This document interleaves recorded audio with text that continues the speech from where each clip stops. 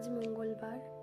বাবা বাজার থেকে নিয়ে চলে এসছে গলদা চিংড়ি। এই যে কেটে বেছে ধুয়ে এতে একটু লবণ আর অর্ধেকটা লেবুর রস মাখিয়ে রাখবো।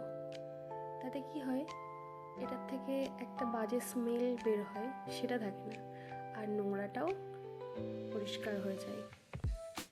তো এটা মাখিয়ে রেখে দেবো, ওই 2-3 মিনিট মতো রাখলেই এনাফ।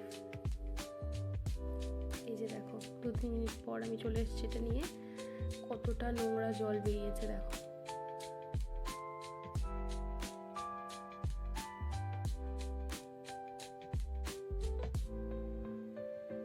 দেখেছো? এরপর এটাকে ভালো করে ধুয়ে তাতে হলুদ, লবণ আর কিছুটা লঙ্কার গুঁড়ো আর সাথে ওই 2 চামচ মতো সর্ষের তেল দিয়ে ভালো করে এটাকে সুন্দরভাবে মাখিয়ে নিতে হবে। এই যে দেখো কিভাবে মাখিয়েছি আমি। প্রত্যেকটার চিংড়ি মাছের ভেতরে ভালো করে মশলাটা মাখিয়ে নিতে হবে যাতে গায়ে যায়। এই যে 2 টমেটো আর 2 পেঁয়াজ, এই দুটোকে ভালো করে পেস্ট করে নিতে হবে। তারপর চলে এসেছি কড়াইয়ে তেল, তাতে গোটা গরম মশলা আর তেজপাতা ফোড়ন দিয়ে এখন দিয়ে দিচ্ছি পেঁয়াজ পেস্টটা দেওয়ার পর ভালো করে এটা ভেজে নিতে হবে যাতে কাঁচা গন্ধ চলে যায়। আর এটার বিশেষত্বই হচ্ছে প্রত্যেকটা জিনিস খুব ভালো করে কষে নিতে হবে। এই যে পেঁয়াজটা কষানো হয়ে গেলে এখন দিয়ে দিচ্ছি টমেটো বাটা। টমেটোটাও সেমভাবে আমি কষিয়ে নেব ঠিক তেল ছেড়ে দেওয়া অবধি। তারপর কিছু গুঁড়ো মশলা নিয়ে আসলাম। এই যে লবণ, হলুদ গুঁড়ো, কাশ্মীরি লঙ্কা, ধনে গুঁড়ো, জিরে গুঁড়ো, এগুলোকে এখন সবটা দিয়ে বেশ কিছুক্ষণের জন্য ভালো করে নেড়ে চেড়ে এটাকেও কষিয়ে নিতে হবে।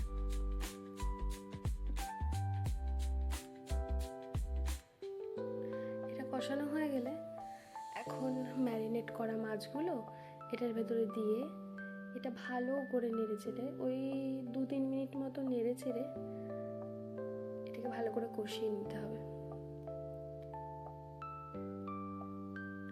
এটা কষানো হয়ে গেলে এতে নারকেল দুধ, এটা নারকেলের দুধ নয়, আমার কাছে নারকেল ছিল না, তাই আমি আমল দুধটাকে উষ্ণ জলে, গরম জলে ভালো করে গুলে এখন এই কষানো মাছটার মধ্যে দিয়ে দিলাম। এটাকে ভালো করে নেড়ে চেড়ে এটাকে ওই মিনিট 7 মতো ঢেকে রাখতে হবে। এই যে মিনিট 7 পর এসে এটাতে ঢাকনা খুলে 3টে কাঁচা লঙ্কা, চেরা কাঁচা লঙ্কা দিয়ে দিলাম। এটা ফ্লেভারের জন্য, এটাতে কোনো ঝাল হবে না। আর সাথে ঘি আর গরম মশলা দিয়ে ভালো করে নেড়ে চেড়ে গ্যাসের ফ্লেমটা বন্ধ করে দিলেই রেডি গলদা চিংড়ির মালাইকারি। আসলে মালাইকারি বলবো কিনা আমি বুঝতে পারছি না, কেন কি আমার কাছে নারকেলের দুধ ছিল না, আমি আমল দুধ দিয়েছি। তবে হ্যাঁ, আমার কাছে এটা মালাইকারি। ঘরে যা ছিল আমি সেটা দিয়েই করেছি। আমি কখনো এই সমস্ত মিনি ব্লগ কখনো করিনি। তবে হ্যাঁ, মায়ের খুব ইচ্ছা ছিল, মা খুব করে বলতো মিনি ব্লগ কর, সবাই করে, তুই কেন পারবি না? তাই ওই চেষ্টা করেছি মাত্র। আমি জানি হয়তো এটাতে অনেক ভুল ত্রুটি থাকবে, তোমরা একটু মানিয়ে নিও। এই যে আমার রান্নাটা ডান। আর খাওয়ার সময় তো ক্লিপ নিতে পারিনি, এত টেস্টি হয়েছিল সত্যি ভুলে গেছি।